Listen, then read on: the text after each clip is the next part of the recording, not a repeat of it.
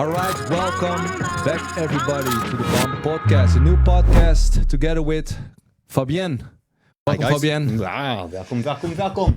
It's gonna be about coaching. Yes, it is in English, so we're gonna Sorry, try. Dutchies.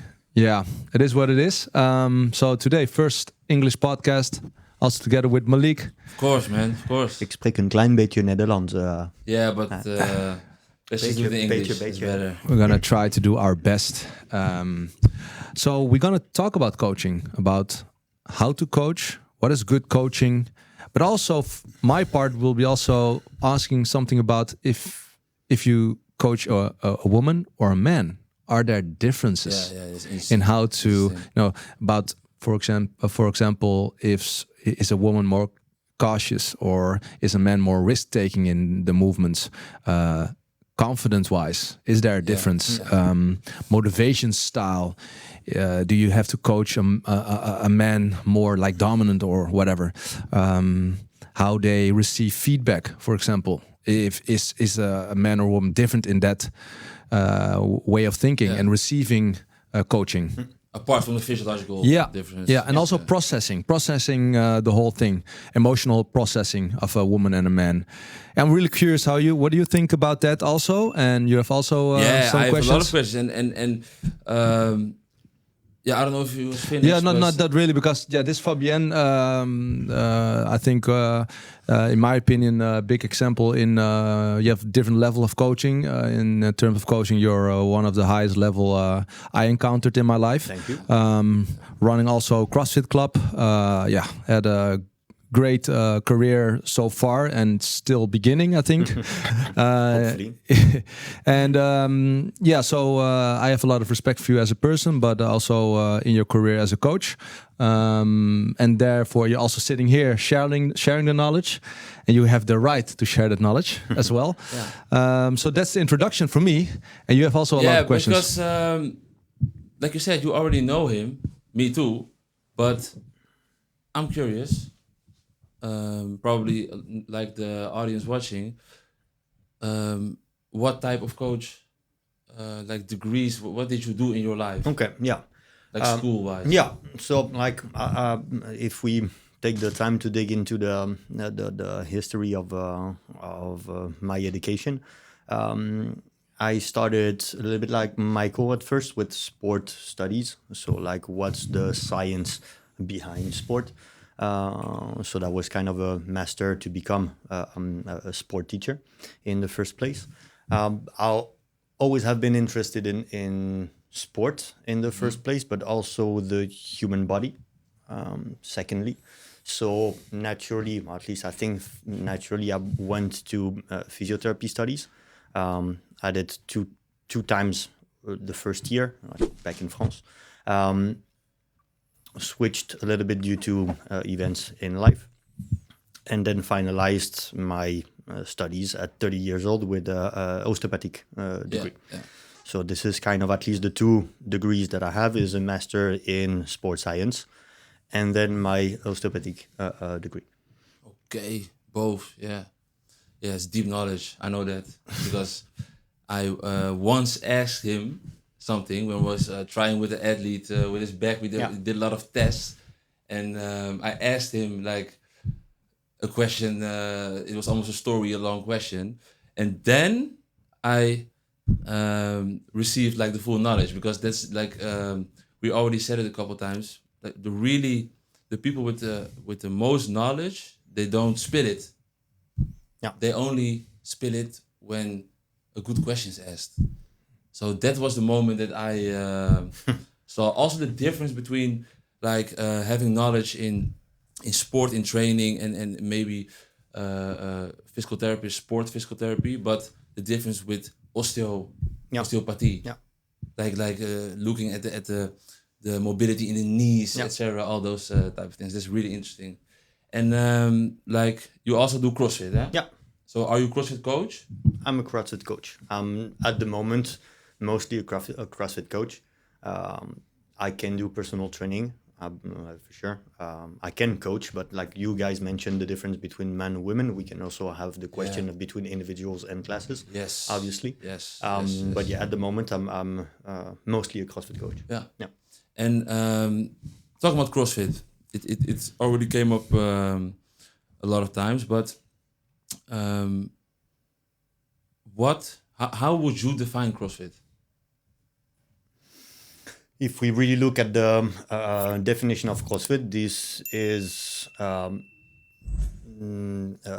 functional movements constantly varied and performed at a high intensity. These are the three non-variables of CrossFit. And then afterwards, CrossFit is mostly about, in my opinion, power output. So how can we move large weights fast on long distances? So it's kind of how CrossFit is defined with these two definitions. And then obviously for everybody who's listening or everybody who really dug into that CrossFit methodology, there's a whole science-based protocol behind CrossFit. It's not just about CrossFit the brand or CrossFit the sport. It's really a methodology. And so based on that, we can definitely talk about the wellness fitness continuum. What is the definition of fitness? What is the definition of health? I think with CrossFit, at least probably for Michael as well, a whole philosophy came up with CrossFit. Not only the fact that 3, 2, 1, go, and then you leave your guts on the floor, is the fact that was a health science based behind that thing. And once you experience it, once you taste it, once you feel it, I feel like it's really, really hard to go back from that. It changes you. And once it changes you, it's really in your DNA type of, it's in your blood. It's really tough to go somewhere else with that. Completely understand that. Yeah. And if you talk about, I think that's a more nice baseline to start off with sharing the knowledge about what's the difference for you between a group class and an individual.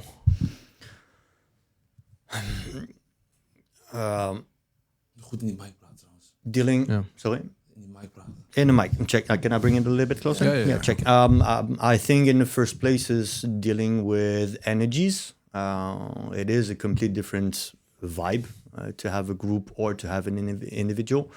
Obviously, a group you can't get as specific as you can be with an individual. Why not? Time. Mainly time. You have 60 minutes, you have X amount of people, you divide these 60 minutes by the amount of people, and you have the amount of time that you can spend with each person. So when I have a PT, I have 60 minutes to allocate to only one person. If I have a group of 5, then it becomes way shorter. So in that case, you have to build up different weapons to make your cues, your help more effective, efficient. So that I used to give the image of fishing with a dynamite stick. So now instead of just having one hook and one specific bait and stuff, and I'm just gonna throw a dynamite stick and hopefully I'm gonna touch as many fish as I can. So it is different in that sense. You can play way more with an individual. You can try so much more with an individual because you have so much time to dedicate to that person. When you have a group, you're gonna have to sort what works the best and the fastest, and what's the second one and what's the third one, so that when a situation happen, you can use this one. It's not working. I can back, etc., etc. And so you talk about cues, right? Yeah. So that's interesting thing, because cues, so to explain that, a cue can be put your hip backs or more weight in the heels, for example. That can be for cue, example, right? Yeah, sure. I once heard you say the cue, correct me if I'm wrong, when you do a squat, your hips cannot stay at the same place. Develop. On the video when we had at the center bij Klaus Party House, de teamdag. Ja. Het is één zo'n klein stukje dat hij dat zoiets zei over een squat. Ik kan me niet herinneren meer. Ja. No, I don't know. Yeah. I remembered it. Okay. And I maybe I don't quote it correctly, but I use it sometimes when I train people. I say release your hips. Don't put them in prison. Okay. Because sometimes people want to keep the hips at the same place and then you get a bad squat. But that's just an example of giving a cue. Yeah. And cues can be in a wide range of levels. Yeah. And my question is, does the cues a trainer or a coach gives define the quality of the coach? That's the question. Yeah, because there's a variety of cues in the first place, but there's also kind of domains in these cues. So you have the tactile cues. I'm gonna touch you, or you're gonna avoid my touch. So it's a way of saying thing: press against my finger, or just do not touch my finger. You have the visual cues. So now that imagine that there's a candle, and the candle, like, you have plenty of ways of giving a cue, of leading someone to do something. Yeah. It is based on the coach. Obviously, I really believe that you will have one of these domains that will be dominant. And domains in the tactile, visual, or auditory verbal cues. So yeah, okay. This verbal, visual, and what's the first one? Tactical. And tactile. Okay, so you touch, you see, or you hear. Yeah. Yeah, you touch is tactical. Yeah, tactile. Tactile. Okay, tactile cues. Then the visual cues. Het is gewoon aanraken. Okay. Yeah. Touching. Yeah. It's a touch cue. It's a verbal auditory for example, when you say push the ground away. Yeah. What kind of cue is Push that? the ground away is more like is a verbal external cue. Yeah. If I'm correct. Yeah. Dus you give an external object to as an example. Yeah. So an internal verbal cue, meaning like you have like put your hips back. Yeah. And you have about in your body, you talk about the body, putting your hips back. Yeah. But if you put your butt to the wall, that's an external verbal cue. Yeah, but then after, like, let's use that hip cue anyways. I just push your hips. It is a tactile cue. I'm doing it for you. Yeah. Okay. Yeah. Now I do not push your hips. I'm asking you to move your hips away from my fingers. You do it yourself, but it's still a tactile cue in a way. Yeah. Okay. Then afterwards, I can tell you, hips back. Yeah. Hips back become a verbal one. Okay. Hips to the wall, like Michael said, that's a verbal external one. So you're gonna imagine something else outside of your body. Yeah. And then there's the, hey, look at me. I'm demoing what I want you to do. Yeah. And now you do it. And now that's a visual cue. Yeah. Okay. Yeah. So basically you have these three weapons. Yeah. Okay. And as a coach, you have to know how to use these three weapons. And you said, like, a coach will have, like, unconsciously will have a dominant one. Yeah, I think so. What's your dominant one? I think the simplest for me, but because I'm tactile in the first place, like physiotherapy and osteopathy did not come from nowhere. It's the fact that I liked to touch things. So for me, the tactile is the easiest way to get there. Yeah. But it's because it's me. Then afterwards, based on the person that we have in front of us, and for example, as a group class, we can have a lot of beginners. Yeah. And beginners will have extremely hard times. Like, I don't know if Mike can relate to that, but to just be conscious of their own bodies. Yes. And now just the tactile thing is not working because anyways, you don't know what what you're supposed to do in the first place. So dragging someone into okay, now it's not really working anymore. No. Okay, so you have this, but again, you have to develop these other domains, so verbal, tactile, or visual, to be able to, okay, Michael is more visual learner. Okay, look at me while doing things. And okay, now mimic it. Yeah. Okay, and based on these individuals, group class or personal training, you'll have to use more one or the other. Yeah. I think you're the best coach that I've ever seen also using verbal external cues, like using the dynamite thing and like examples that people can relate to move properly. Yeah. And that's I think that you have to be creative for that. But because I think, especially when it comes to CrossFit, we are supposed to do functional movements. So these are movements that translate into daily life. Yes. And For example, at the moment, we had a couple of sessions in our programming with hanging gymnastics. So chest to bar pull-ups, bar muscle-ups. I used analogy, daily life analogy, to close the trunk of your car. Because I wanted people to understand that I was a press down type of thing. So these images, everybody can relate to that. Like if it's daily life type of situations, everybody can have that idea. And once that idea is in your mind, it's done. Like I did my job. I planted the seed. Yeah. So now I just have to wait for the seed to grow and just be able to harvest the fruit at some extent. So So you try to every movement you try to give a daily life example. Yeah, try to find simple images, simple daily life situations. Because the nervous system already knows that movement. Of course. And now because it's in a gym context or gym environment, people have hard times to translate to it because they believe that it's so specific. It is indeed specific, but I mean, you've done a couple of times this movement in real life and everything went fine in real life. So now we have to kind of open that drawer of real life. I'm like, okay, remember, like muscle memory wise, remember when your body did that in that situation, we are going to do the same in that situation now and see how it works. This is like extremely interesting. So did I, as a trainer, I already learned this now. Yeah. Like, so that you always look for a comparable movement in daily life. That's interesting for all the trainers who watch. Yeah, so language for coaching. It's really interesting because I found it pretty hard to do that. Yeah. For in my beginning years, it was really hard for me because I'd like to use words, but does it really stick? Not really. And but so I think it's one of the most important things to invest in a trainer, to not only invest in your autonomy and physiology and stuff like that, but also the language that you speak as a coach 100%, to bring the person from A to B. Yeah. What do you think about that? Do you think that's I think is the most important thing, but what do you think about that? But I think in the first place, a great coach is not especially the best knowledgeable person. I've said it so many times and I'll repeat that again and again, but no one cares about how much you know. People care about how much you care in the first place. So you can be the best scientist, the best analysis, the best biomechanical engineer whatsoever. If you have no human skills, you are not a great coach. So that's done.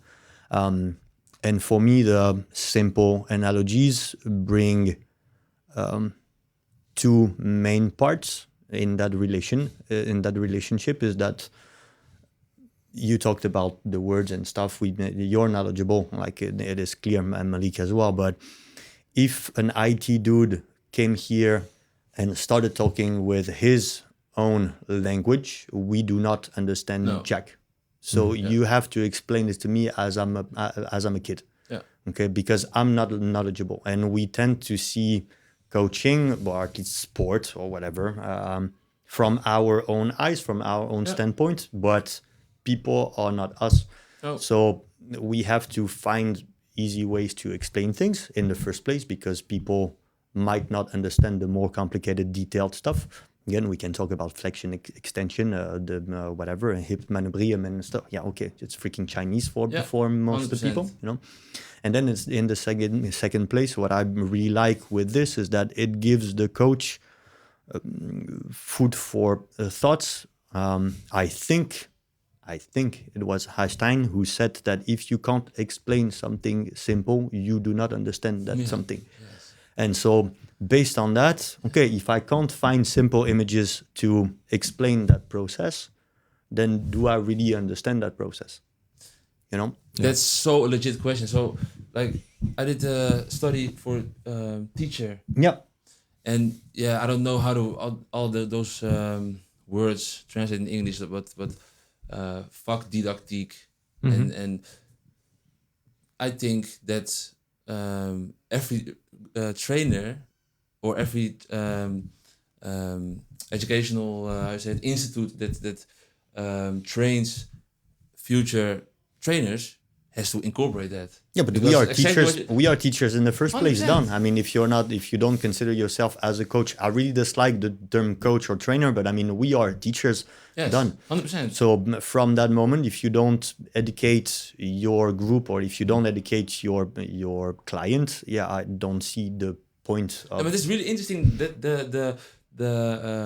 the most weight, het zwaartepunt, the most weight is not on the translating the knowledge to another person. That's interesting because, in my opinion, we look more at how much knowledge does a trainer has, and also when you look online with the videos, etc. But it's all about your capability to bring that knowledge to another Share that person. knowledge. That's like the thing. That's what makes a coach, Yeah. right? Yeah. So yeah, it's interesting, really interesting. Yeah, to analyze the person's level and to adjust your language Yes. to that person. And like to 10 different individuals. Yeah, I mean, I started coaching CrossFit in 2016, and I think from the start, I said to my classes, my job is to make sure that at some extent you don't need me anymore.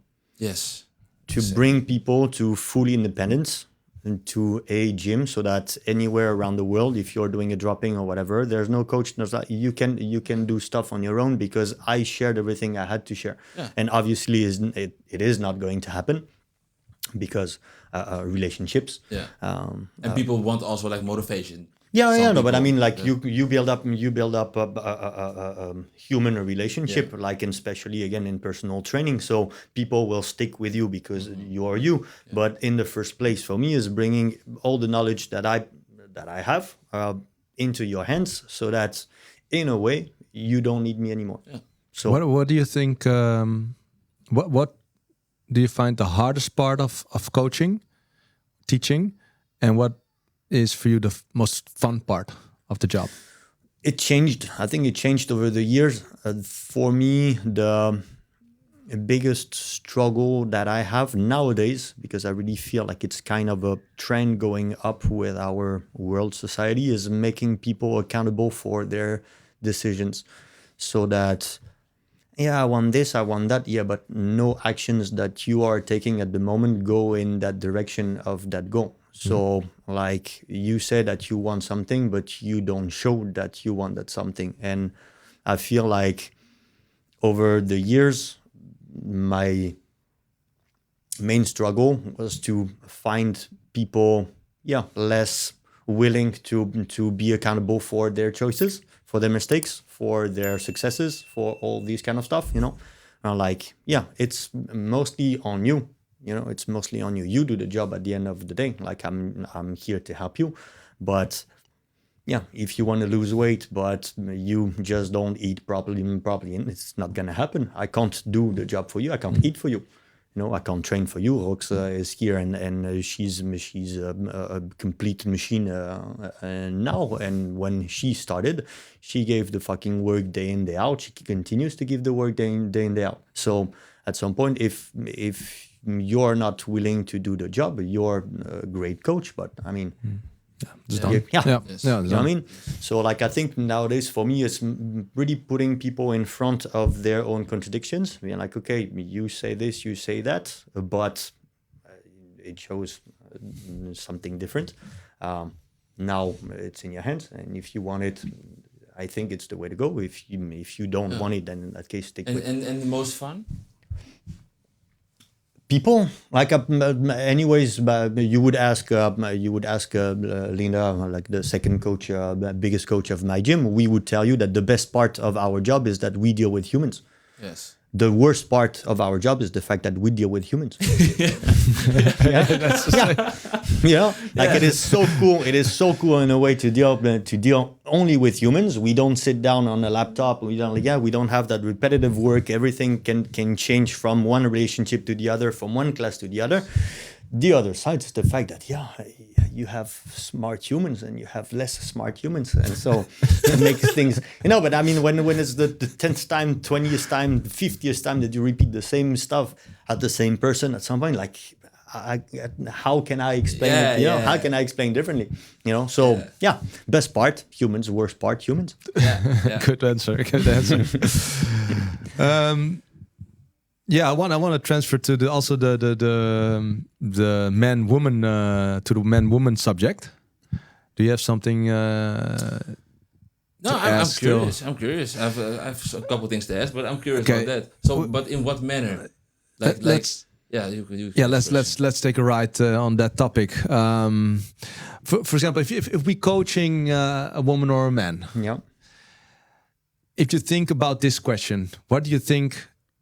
What's your instant thought of? Okay, this is the difference. Do you have instant thoughts I have a man I coach this way, and a woman average I coach it on in this way, meaning maybe in a man I do more tactile stuff, and a woman I do more verbal stuff, or in a man I'll be more strict in my language, and a woman I'll be more soft in my language in choosing my words. What can you say about that? Yeah, like if we just put on the side the physiological thing, for me it's just a matter of mindset. So how does this, again, human works is plugged so I can get the best return on investment on that person. So you would find some men who need clear and obvious reassurance. Okay, well, you're doing great. You're doing great. You do a job. Like, yeah, it's great. Like, pam, butter on the toast. Like, yeah, great. Yeah. And you would find some women where, okay, like, that you're doing great. What can I do better? Okay, and so in that case, you would be more critical, and the feedbacks that you would give would be mostly, okay, like this. What I don't speak is. We don't have to talk about it. It's great. Okay. Now, what I mention is what can be done, what can be improved. Yeah. Okay. So I don't feel, at least in my opinion, I don't consider men, women outside of the physiological differences. I see mostly, okay, how can these athlete or person, Deli, Jane, and Joe, works so I can feed them the best way I can. And this we have to do it in group or in personal training anyways. Yeah. So in group we have to understand why is this person coming into our class, because everybody would be different. Some people are looking for the social aspect of it. Yeah. Some people are looking for improvement, and some people are in a really competitive mindset. Yeah. And so, so based on these three, I will coach these three persons, but I will coach these three persons completely differently. Yeah. I will be way more onto the competitive person's ass than, because I know why he's here and why is he investing time in that stuff. So let's go. Now you want feedbacks, you want to improve. This is working, this is not working, this is not, and etc. And there's not like a man or woman doesn't make a difference in that, I think. I do not feel like it makes a difference. Yeah. I do not feel, then obviously it's just a feeling, so it's not the truth. I don't speak the truth, but at least from a feeling perspective, I do not consider women more like this than men, or men more like that than women. Okay. No, I experience the same. Yeah. Yeah, my experience also, but what I have sometimes is with new people, in my experience, generally speaking, I think like a random average woman will cry less than an average man. You mean cry, bitch, and complain? Yeah, like in the gym. Yeah, but this is interesting thing that I noticed. Yeah, like I don't know if it's the truth generally, but there's, like, for me again, plenty of factors. Women understand now that strength is important for their lives. They understand it, so like the youngsters will do great in the future, but at least for our generation and mothers and aunts and stuff, it comes on a really late end of their lives. So they probably tend to have less confidence, and so by that underdo a lot of stuff. So what I see in group classes, like the most common behavior for ladies is to underestimate their capacities, strength-wise or skills-wise. And on the other hand, dudes tend to overdo stuff. So they tend to overestimate their capacities and will be more inclined to put more work, and so therefore probably complain a little bit more about that work, you know. So is that a confidence thing?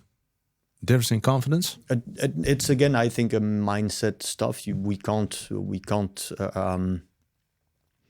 deny the fact that our society is not equal when it comes to men and women. So done, like for base. So I sometimes think. Can you explain that a little bit? That deeper? we would have to, like in the education of our boys. Boy is crying. Suck it up and stand and move on. You know. So if we go on the really complete like wrong side of the spectrum that just teach the boys young men, adults, whatever you want to call it, that in a way feelings or should be put it on the side and suck it up, you know, like just suck it up, swallow your like men don't cry type of thing, you know. Where for ladies, what's everything is I share and this and that and then so we have two ways of educating based on gender. And so I think that it shows up obviously on the later stage of our lives, so as adults, where we would see extra confident men, okay, and the job of the coach might be to be like, temper a little bit, yes you can, but you know, because of health and ego, etc. Where for ladies, it's gonna be it's good, but let's go add a little bit more weight, and you can do it. You can do it. I don't think so. Trust me. Trust me. You know. Yeah. So, but like this is what I see mostly in the classes. You know, like so it is just that skill in the mind that like this is my max. This is and dudes tend to be like, but your max is actually here. Yeah. And ladies, this is my max. Yeah, but your max is actually here. So maybe more prone to feedback also.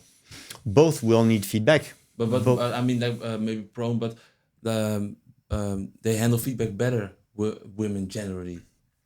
Yeah, because there's less. And then again, I'm also a man. Okay, like maybe again, if a woman coach was sitting at my spot right now, she would give a complete different thing. It's easier for me to kind of have that aura of like he's just gonna listen to me, you know.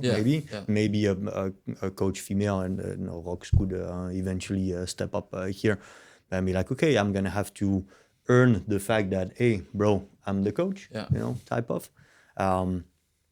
For ladies, naturally speaking, the feeling of I have to listen to the coach is might be a bit more here from the start. You know what I mean? But again, I'm really not saying it as truth stuff. Everything is feeling based. Yeah, you know. I understand what you say. You can lose a lot of. You can say ego. You can say a lot of things. Like what you say is that sometimes you see that men don't want to listen to because feedback. It's just that men like to show, you know, like to show that I'm the man, I'm the, you know, so I'm the dude, so I'm gonna finish faster, I'm gonna lift heavier. Is that a good thing for an athlete? It's always a good thing to be competitive. I mean, you can like the greatest of our sport, of any type of sport, like would almost sound arrogant when you listen to them, like Michael Jordan or whatever in CrossFit, Matt Fraser and shit. Like they were like, I'm the best. I'm gonna fucking kill you. And you're like, is it confidence or is it arrogance? It is pretty. Is it delusional confidence? Dope confidence, you know what I mean? So I mean, you have like to get at least on the competitive side of it, you have to have that mindset of my ego is here and I want to. Then afterwards, again, as a coach, this is how you are going to grab that ego and redirect it in one way so that we can chase greatness instead of hitting a wall at some extent. How do you deal with members that are like alpha vibes and also sucking up all the energy of the class? They're dominant, they're there, you know. And how do you deal with that as a coach? So the attention also goes to them, you know. Those types of members. I think that in the first place, because we are in human relationships, we should never enter a conflict situation. So where your ego is now against my ego, because I'm the coach, I'm the one who's supposed to lead the class. So I cannot have, in a way, that position of beta or whatever you want to call it. I have to be the leader in one way or the other. And so when people step in and like, I'm the boss. Yeah, but now if it's a conflict, someone has to fold, and unfortunately it can't be me. And if you don't want to fold, then we have a real problem, because it is not going to go nowhere. So you have to tackle it a little bit more subtly. I think like everything can be diffused, like like a bomb ticking. Do you have a method for that?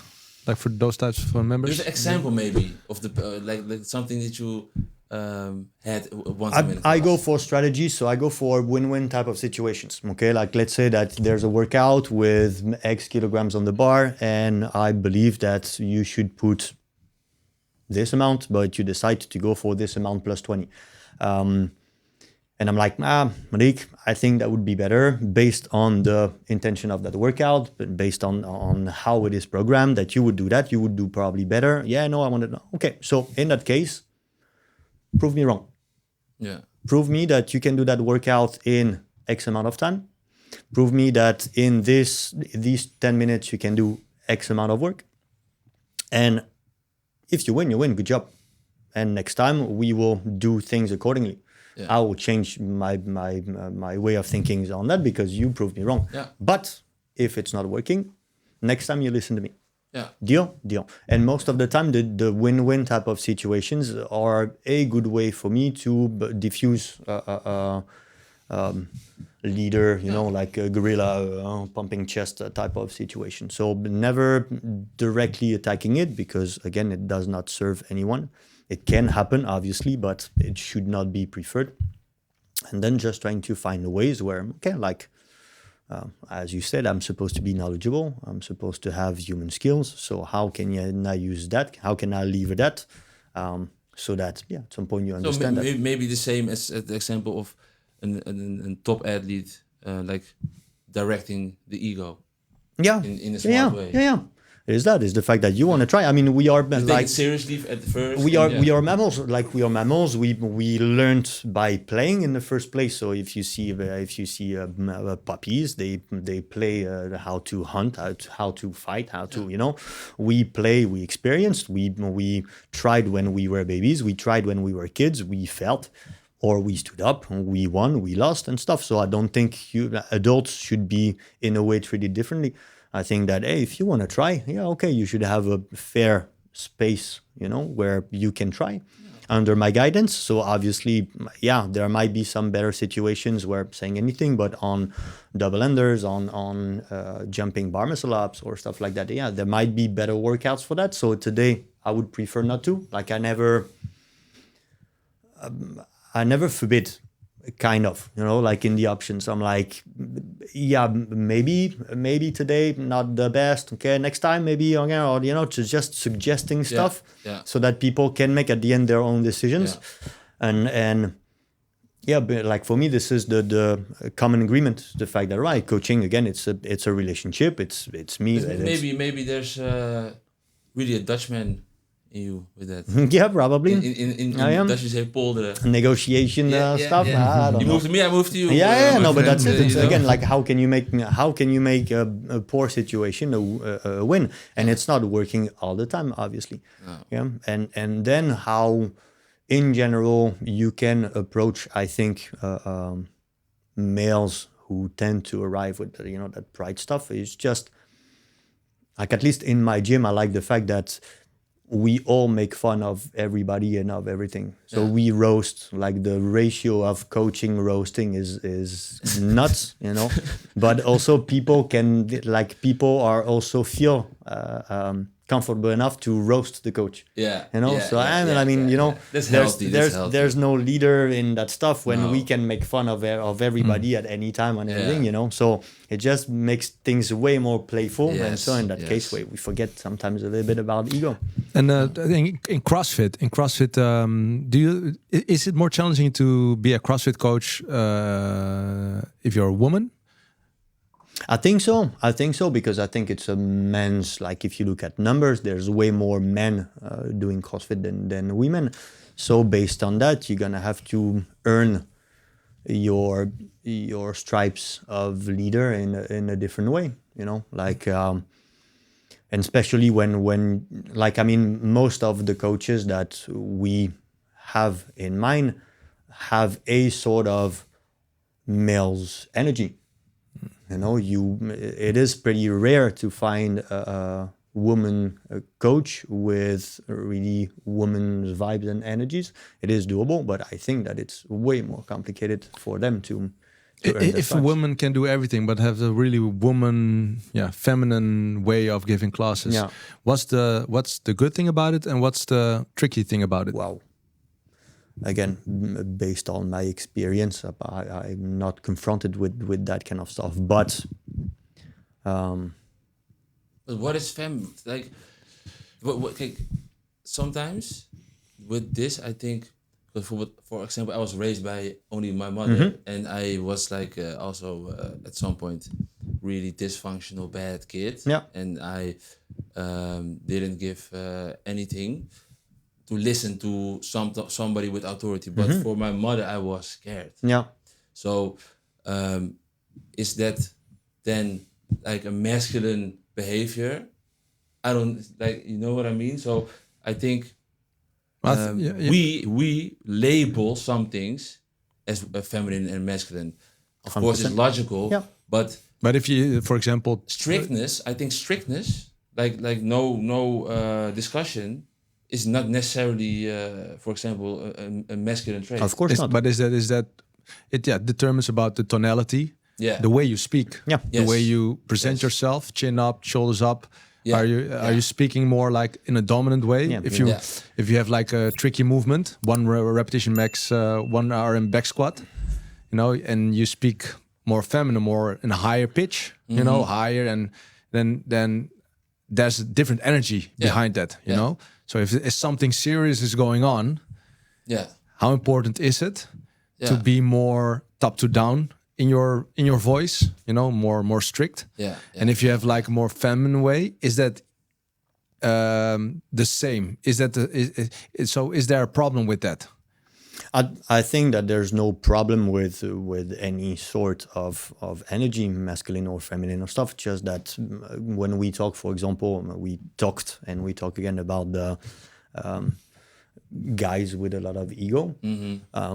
It might be complicated for a woman in general to bring that person to an understanding that you might overreach the weights in a way, you know, because who are you, you know? So you, unfortunately, again, you can't change straight away the how people look at you.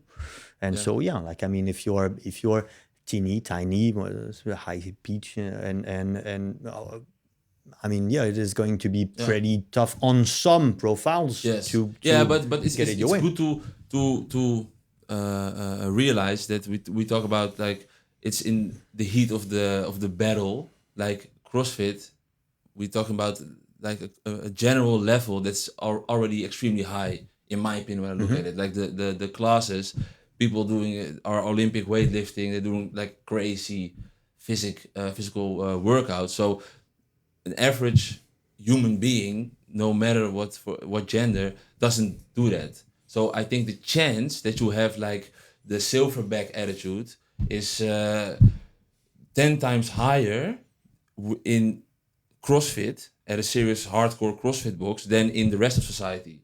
So Yeah, but gyms, I mean, logic. fitness. I mean, if you look at the fitness world in the first place, this is a men's world, like majority.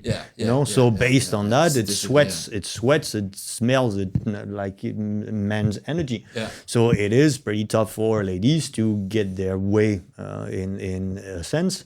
Yeah. And then afterwards, CrossFit, no CrossFit. I don't think it's like here, you just take a random gym, like any global gym type of situation. Like you feel like at some point, at certain hours, you just enter the gorilla cage, you know? 100%. You know what I mean? So yeah, based on that, I again don't feel like ladies would have troubles, or at least the hard times with the general people, but there might be some profiles that would be complicated to reach. And same thing on the other side of the spectrum. If you had a coach who wants to act like a physical leader, he would have hard times to coach the other side of the spectrum when it comes to profiles. Okay, like you match with some people, and the complete opposite will be complicated to reach. So in that case, indeed, people who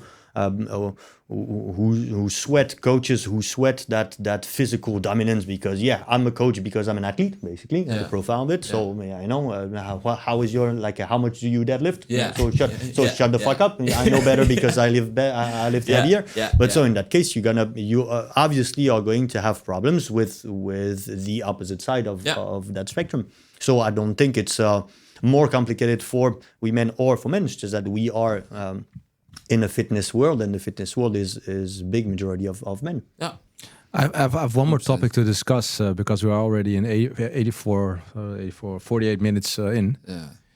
One more topic to discuss. A little bit edgy topic. It's a question that I get a lot also. And Michael, do you get a lot of attention from women? And the question is more based on, like, when you're an example. Answer is yes. Okay. Kidding, my wife, I love you. Because people know you, but you don't know them. You know, if you're giving classes, you present yourself in a certain way.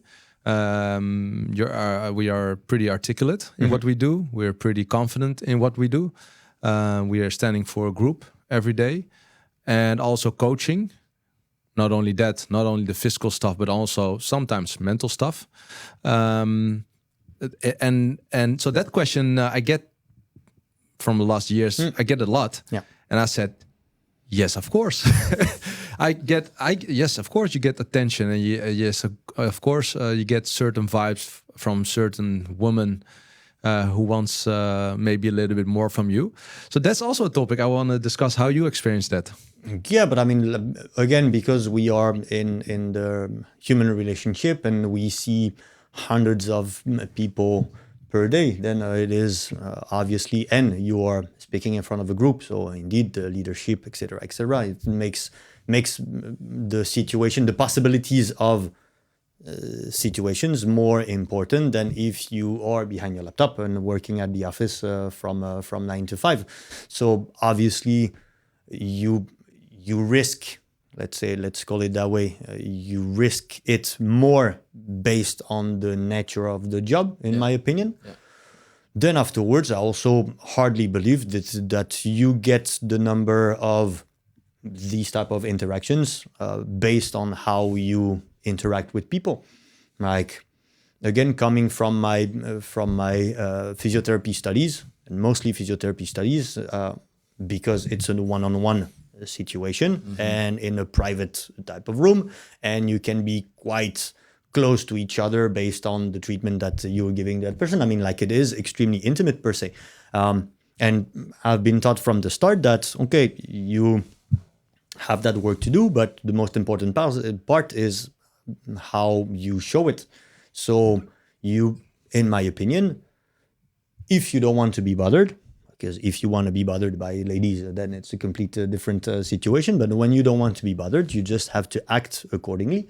So then making sure that every interaction is professional, no doubt about, okay, like what I'm saying. What makes the difference between not professional and professional? The body language in the first place, tone in the second place, wink, wink stuff, So We talked about this as well, but in the panel of the relationships, you have the seductive part of it. You can find some people who are, by definition, like living in a realm of seductive relationships. Like, they interact with you and you're like, yeah, kind of charming, charming from the start. Yeah, but so if you don't want to be charmed in the first place, I think people just react on your energy, kind of, or at least will try. And so you will react on their energy. And so in that case, you just have to make it from an energy level clear about the fact that it's a no-go. It might be a yes for you, but it's a no for me. So I'm not going to react to that body language tone that you are giving me, So, and then afterwards, if you want to be in that sense, just react to it, and things will be different. But so, yeah, indeed, as males, coaches, pretty confident about their job skills and etc. Yeah, of course, you might have some situations where someone will try, and then afterwards, it's just how you react and how you gently close the door without using words. So, and if it's not working with non-verbal communication, it might also work with verbal communication. No, thank you very much. If necessary. Yeah. But if you don't, so maybe that's also a little bit with female, male. But I think, let's say in my personal experience, as a man, you have to take a step. At least react. Okay. So if you don't do that, there's no problem. Yeah, but you would find also some women pretty straightforward and pretty active in that sense, So, but nothing. You need two people. That's what. Yeah, of course. No, but you need to be exactly. You need two persons to dance. Exactly. So then afterwards, if you don't want to dance, then in that case, you just have to clearly show or say that you're not interested in dancing. And like I feel like in 10 years of coaching group classes, because I was a personal trainer in the first place, and I was a personal trainer at people's homes. So I was driving to my clients. That's a whole nother thing. Yeah. So like here in the intimate stuff and shit can happen or whatever, But again, if you're clear with your intentions and if you're clear with how you show it, like in 2 or 3 years of working as a personal trainer at people's houses, never had any issues with any client of any kind. Yeah. Awesome. All right, guys and girls, ladies and gents, Fabien, this is it for now. Thank you very much, guys. I was looking at the podcast like, when are they going to ask me to join? And finally it happened. Woo, mama. I'm on the internet, mom. Oh, okay. Guys and girls, ladies and gents, thank you very much for listening. I hope you learned a lot from Fabien. He will get back on this podcast, 100%. That's for sure. Fabien, thank you for sharing the knowledge. Thank you for inviting me. Yeah, I should be yeah. Bomb podcast. See you guys. Till next time. Ciao.